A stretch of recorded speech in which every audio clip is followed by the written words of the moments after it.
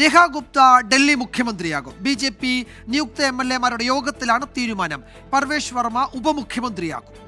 शंकर जी का, आदरणीय धनखड़ जी का, पूरी पार्टी के सभी कार्यकर्ताओं का, जिनका आशीर्वाद आज मुझे यहाँ मिला, मेरे सभी विधायक साथियों ने जिन्होंने अपना समर्थन देकर के मुझे ये बड़ी जिम्मेदारी दी है, मैं सभी का बहुत बहुत धन्यवाद करती हूँ और आप सबके आशीर्वाद, सहयोग और समर्थन के लिए दिल की गहराई से आभार व्यक्त करती हूं। चलिए हो गया, बस बाद में करेंगे। ബൽറാം നെടുങ്ങാടി വിവരങ്ങൾ നൽകും. ഡൽഹിയിൽ നിന്ന് ബൽറാം, ലഫ്റ്റനന്റ് ഗവർണറെ കണ്ട് സർക്കാർ രൂപീകരിക്കാൻ അവകാശം ഉന്നയിച്ചു. നാളെ സത്യപ്രതിജ്ഞ ഉച്ചയ്ക്ക് വലിയ ആഘോഷമായി. 27 വർഷത്തിന് ശേഷം BJP ഡൽഹിയിൽ അധികാരത്തിലേക്ക് വരികയാണ്. അപ്പോൾ അത് വലിയ ആഘോഷമാക്കുകയാണ്. എങ്ങനെയാണ് രേഖ ഗുപ്തയിലേക്ക് നേതൃത്വം എത്തിയത്? ആദ്യം MLA ആകുമ്പോൾ തന്നെ മുഖ്യമന്ത്രിയാകുന്നു എന്നൊരു അപൂർവത കൂടി ഉണ്ടല്ലോ അല്ലേ? തീർച്ചയായും വിജയകുമാർ, രേഖ ഗുപ്ത മുഖ്യമന്ത്രിയാകുമ്പോൾ അത്തരത്തിലുള്ള പല പ്രത്യേകതകൾ ഉണ്ട് എന്നുള്ളത് തന്നെയാണ്.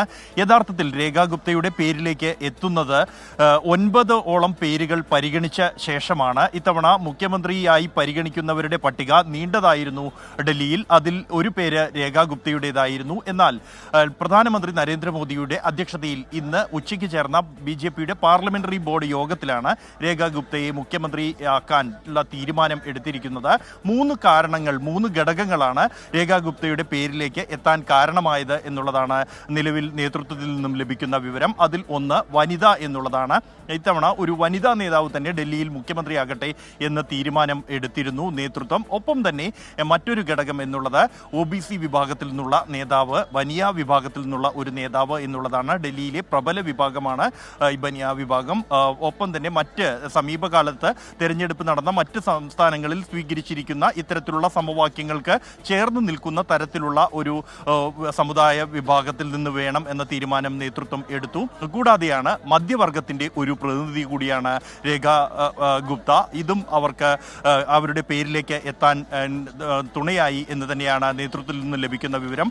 ഇതോടൊപ്പം തന്നെ പാർട്ടിയുമായി ഏറെ ചേർന്ന് നിൽക്കുന്ന, വിദ്യാർത്ഥികാലം മുതൽ രാഷ്ട്രീയത്തിൽ സജീവമായ, ഡൽഹി സർവകലാശാലയിലെ വിദ്യാർത്ഥി യൂണിയന്റെ പ്രസിഡന്റും ജനറൽ സെക്രട്ടറിയുമായിട്ടുള്ള, കൂടാതെ മേയറായി സേവനമനുഷ്ഠിച്ചിട്ടുള്ള, 3 തവണ കൗൺസിലറായ, ഒട്ടേറെ അനുഭവ പരിചയമുള്ള ഒരു നേതാവ് കൂടിയാണ്.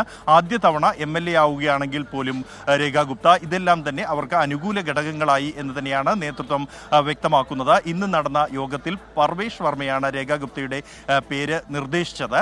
തുടർന്ന് ഇത് ഏകകണ്ഠമായി എല്ലാവരും അംഗീകരിക്കുകയായിരുന്നു. തുടർന്ന് കേന്ദ്ര നിരീക്ഷകനായ രവിശങ്കർ പ്രസാദാണ് രേഖ ഗുപ്തയെ തിരഞ്ഞെടുക്കപ്പെട്ടതായി ഔദ്യോഗികമായി തന്നെ പ്രഖ്യാപിച്ചത്. അതോടൊപ്പം തന്നെ പർവേഷ് വർമ്മയെ ഉപമുഖ്യമന്ത്രിയാക്കാനും മറ്റൊരു മുതിർന്ന നേതാവ് വിജേന്ദർ ഗുപ്ത സ്പീക്കറാകാനുമുള്ള തീരുമാനവും ഇന്നത്തെ യോഗത്തിൽ കൈക്കൊണ്ടിട്ടുണ്ട്. 6 മന്ത്രിമാരായിരിക്കും നാളെ സത്യപ്രതിജ്ഞ ചെയ്യുക എന്നാണ് മനസ്സിലാക്കാൻ കഴിയുന്നത്.